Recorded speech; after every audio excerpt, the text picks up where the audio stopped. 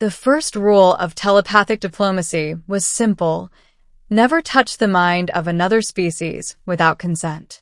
The second rule was more important, though fewer admitted it aloud. Never touch a human mind at all. Commander Valith Sarun had helped write those rules herself.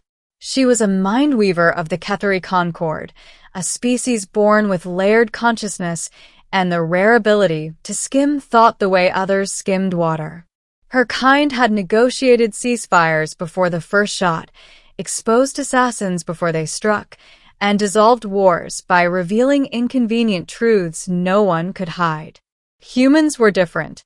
Human minds were loud, chaotic, fragmented, emotionally volatile. Their neural pathways fired with a violence that bordered on self-destruction. Even the most disciplined among them carried storms of memory, guilt, hope, and rage braided together into something dangerously unstable. The Concord's medical academies had labeled the human psyche high risk for empathic intrusion. So Valith never intended to touch his mind, not even a fraction. And yet, on Outpost Helios 9, drifting at the edge of a dying star, accidents happened. The human engineer. The human's name was Elias Mercer, chief systems engineer, civilian contractor, former military, though the records were suspiciously vague about that part. He was unremarkable in appearance, mid-30s by human standards, dark hair perpetually uncombed, eyes shadowed by exhaustion rather than age. He smiled often. That alone unsettled Valith. Most humans smiled as armor. Elias smiled as habit, automatic, reflexive, like breathing. Even when he was alone, repairing conduits in the station's spine, he hummed to himself softly, off-key, as if the sound anchored him to something distant. Helios 9 was failing. The star it orbited, KX 771, had entered an unstable decay cycle far earlier than projections suggested. Radiation spikes battered the station's shields daily. Entire sectors had already been evacuated. The Concorde delegation remained only because Helios 9 housed the Trispecies Relay, the linchpin holding together fragile peace treaties across 5 systems. If the relay failed, communication lag would stretch negotiations into weeks. Wars had been declared over less. Valith was there to safeguard diplomacy. Elias Mercer was there to keep the lights on. They passed each other every day in the central ring, exchanging nods. Occasionally, he would ask if the environmental controls felt comfortable for her species. Occasionally, she would remind him that the repair schedule was behind. They were cordial, professional, distant, until the day the containment field failed. 2. The accident. It happened in Engineering Bay 3. A surge from the star punched through the outer shielding, cascading into a harmonic resonance the station's ancient systems weren't built to handle. Consoles exploded in sparks. Gravity flickered. Emergency bulkheads slammed down too late. Valith was thrown against a railing, her head striking metal hard enough to fracture her cranial focus crest. Pain shattered her concentration, and with it her control. The Ketheri mind did not reach so much as unfold. Under normal conditions, Valith kept her mental layers folded inward, sealed tight. But pain forced them open. She felt it instantly. A mind, right beside her. Human. Elias had tackled her out of the worst of the blast, shielding her with his own body. He shouted something. Her translator lagged, words smearing into noise. But his thoughts, they crashed into her like a tidal wave. Valith screamed. Not aloud. In her mind. 3. Inside the human mind. She expected chaos. She expected violence, fear, raw animal survival instincts clawing at her consciousness. What she found was structure. Elias Mercer's mind was compartmentalized with ruthless precision. Layers upon layers of mental firewalls, Not artificial but trained. Memories locked behind deliberate barriers. Emotional suppressors so ingrained they might as well have been organs. This was not natural. This was learned. She tried to pull away, horrified by the violation, but the damage was done. Her consciousness slipped deeper, past surface thoughts of failing conduits and power reroutes, into something hidden, something buried. She saw Earth, not the shining blue sphere from educational archives, but a city drowning in fire. Sirens screaming, towers collapsing, the sky choked with ash and orbital debris. She felt Elias's heartbeat then, steady, controlled, wrong for the memory. She saw a younger Elias, clad in the dark uniform of the Terran Strategic Corps, standing in a subterranean control room. Around him, scientists argued. Commanders shouted. On a massive display floated a network schematic labeled Project Black Veil, an alien artifact. Kethery. Valith's breath caught. The memory slammed onward. The artifact was a psionic amplifier, ancient, powerful, unstable. The Concorde had lost it centuries ago. Humans had found it buried beneath Antarctic ice. They had tried to use it. It had gone wrong. The artifact resonated with the human population, amplifying latent psychic potential and psychic damage. Millions would have died from neural collapse within hours. The only solution was a human mind strong enough to act as a living dampener. A sacrifice. Elias Mercer had volunteered. For the choice. Valith felt the moment. He stepped forward. Not bravado. Not patriotism. Just resignation. If not me, then someone else. The scientists warned him. His mind would never be his own again. He would become a psychic sink, absorbing excess psionic energy from the artifact, bleeding it away through constant mental suppression. The pain would be permanent, the strain cumulative. It would shorten his life, erase parts of him over time. No medals, no recognition. The project would be classified, buried, denied. Elias signed anyway. Valith felt the installation. The way the artifact bonded to his neural pathways, rewriting him at the most fundamental level. The agony nearly killed him, but he held. He always held. Because if he didn't, billions would suffer. Earth was saved. And no one ever knew why. The present cost. Valith recoiled from the memory, but Elias's mind did not release her. She saw the present now. Every radiation surge from KX 771 slammed into him harder than anyone else on Helios 9. The failing shields let psionic interference bleed through.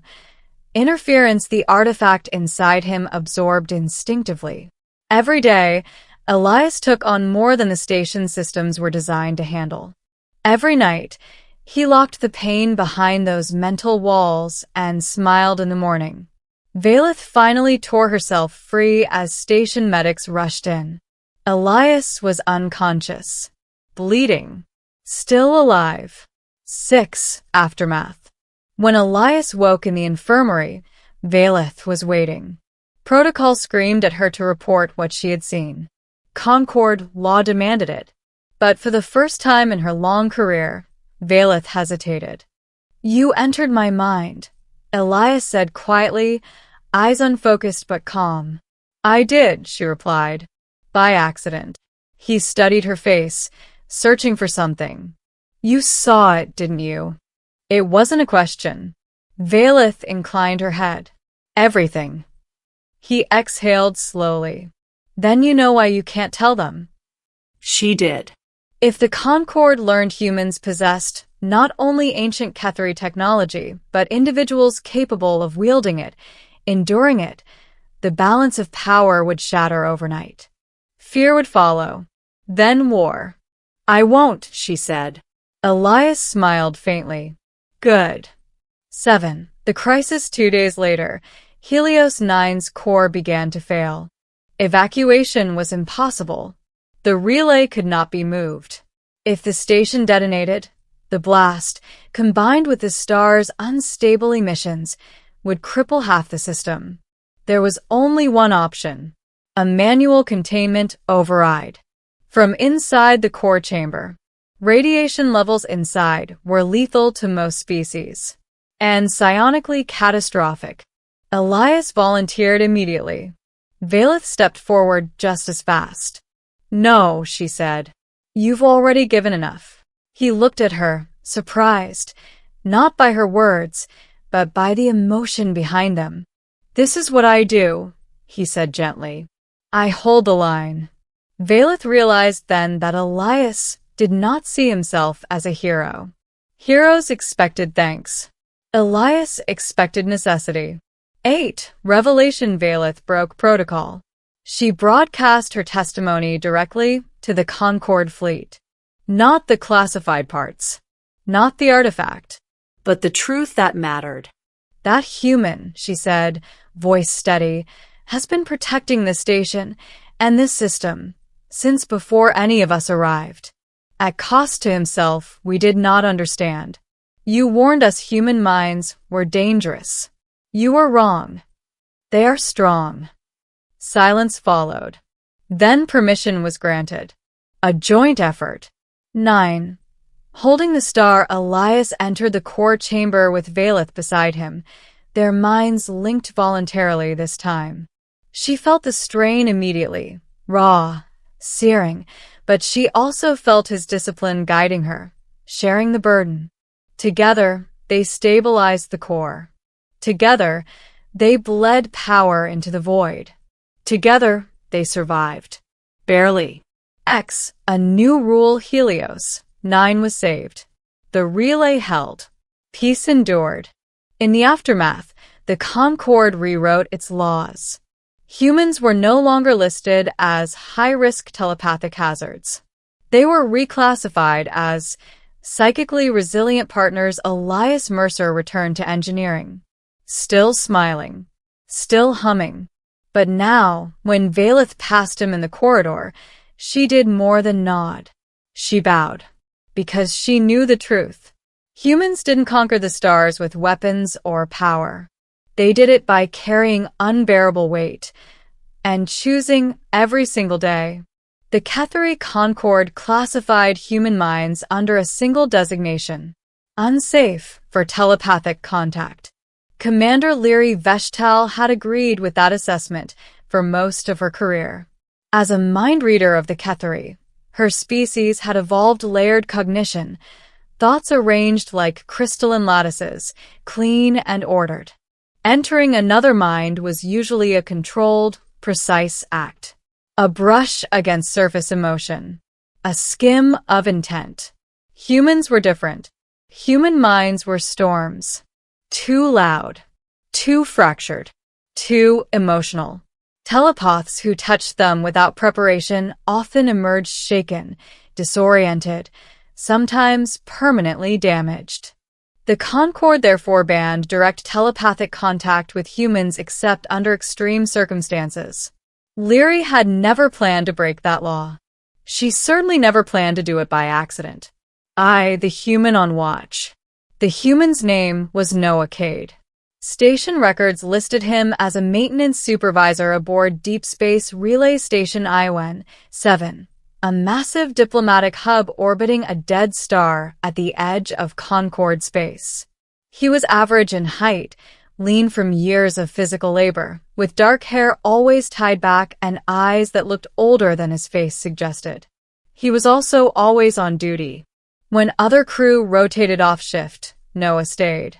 When systems failed, he was already there. When alarms blared at impossible hours, he appeared before command had finished issuing instructions. He never complained. Lyri noticed that first. She noticed other things too. The way Noah flinched imperceptibly whenever the station's psionic shielding recalibrated. The way he avoided medical scans with polite excuses. The way his smile never quite reached his eyes. Humans, she reminded herself, were strange. It wasn't her place to wonder why. 2. A routine inspection. The incident occurred during what should have been a routine inspection of the station's psionic dampening array, a Concorde-installed system designed to prevent mental interference between species. Leary was present to ensure compliance. Noah was present because he always was. "Array's stable," Noah said, crouched beside an open-access panel.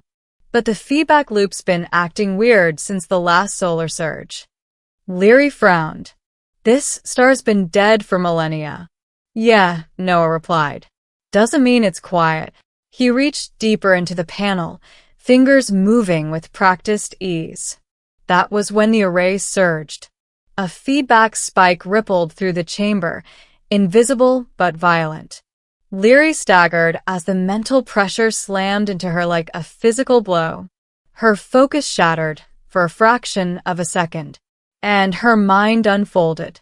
Straight into Noah's. 3 breach. Leary screamed. Not aloud. Inside. Human minds were supposed to repel telepathic intrusion instinctively, like a body rejecting poison. Instead, Noah's mind opened. Not gently. Violently. She was pulled inward, past surface thoughts of power readings and diagnostic codes, dragged through layers of enforced calm into something far deeper. And what she found there made her forget to breathe. Noah's mind was reinforced.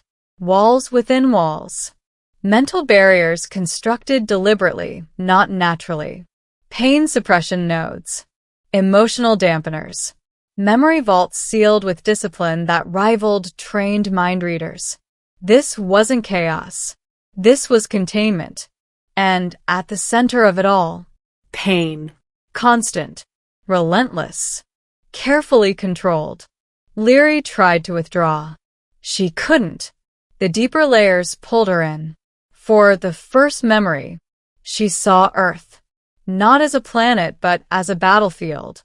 Cities under evacuation. Skies filled with orbital defense fire. Emergency broadcasts overlapping in dozens of languages. She felt Noah's younger self standing in a fortified chamber beneath the planet's surface.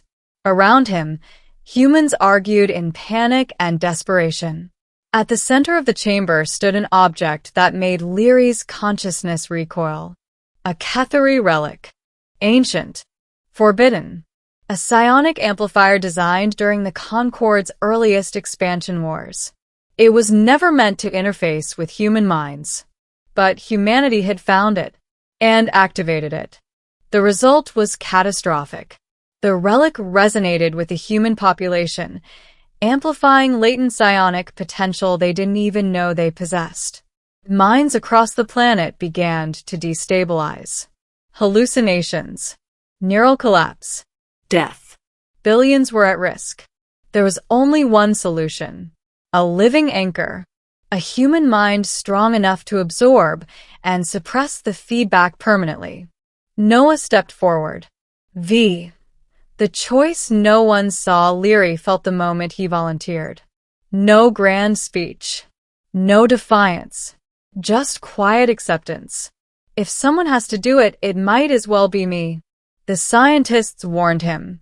The relic would fuse to his neural pathways. He would experience constant psionic overload. Pain beyond measure. Emotional suppression to prevent psychic bleed. He would never be free of it. He would never be recognized.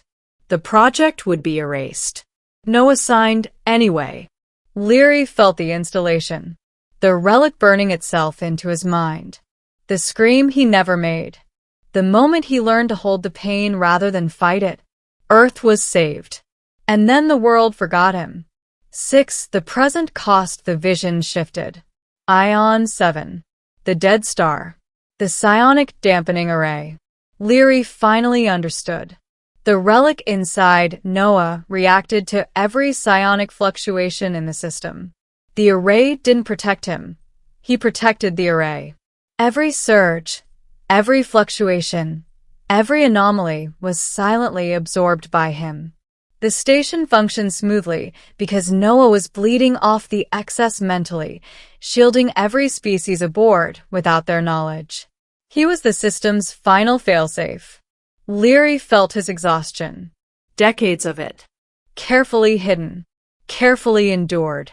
She tore herself free at last, collapsing against the bulkhead as the array stabilized. Noah slumped to the floor, unconscious, still breathing. 7. The confrontation. Noah awoke in the infirmary. Leary stood beside the bed, her expression unreadable. "You went too deep," he said quietly. "I didn't mean to enter your mind," she replied. "But I saw everything." He was silent for a long moment. "Then you know why I keep working," he said. "Yes." "You know why I can't stop." "Yes." "You know why you can't tell the Concorde."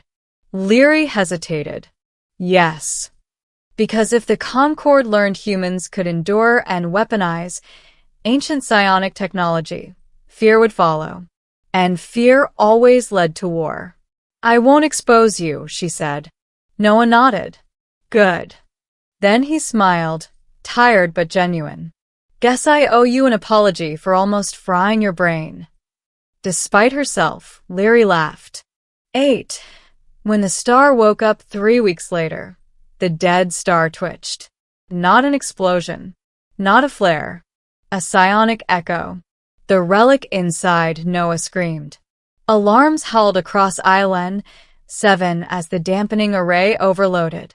The station's shield strained.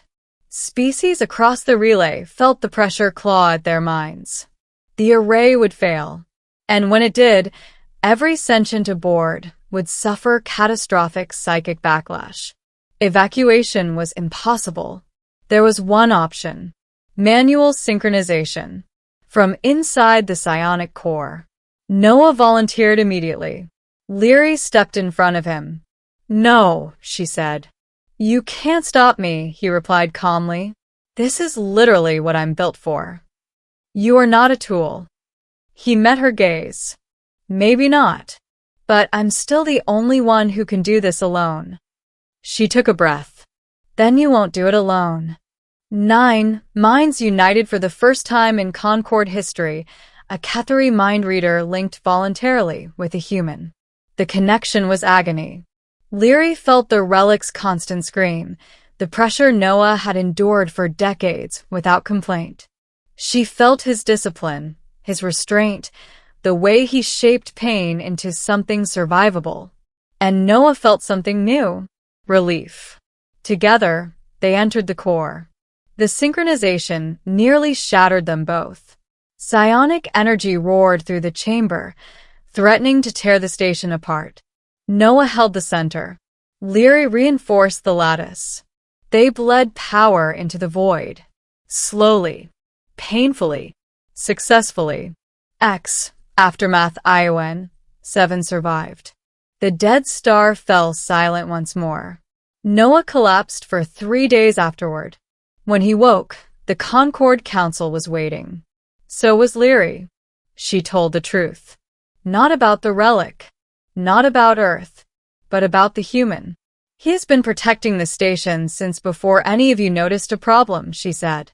"Not because he was ordered to, not because he was rewarded, but because someone needed to stand between the galaxy and disaster." The Concorde listened. For once. 11. A new understanding. Human classification was revised. Not unsafe, not unstable, but psychically resilient. The Concorde established joint monitoring instead of secrecy. Noah received medical support at last. The burden lightened, not removed, but shared. He returned to maintenance duty, still smiling, still watching, but no longer alone. Leary often walked the station with him now, not as a commander, but as a friend. Sometimes she asked how he endured it for so long. Noah always shrugged. Someone had to.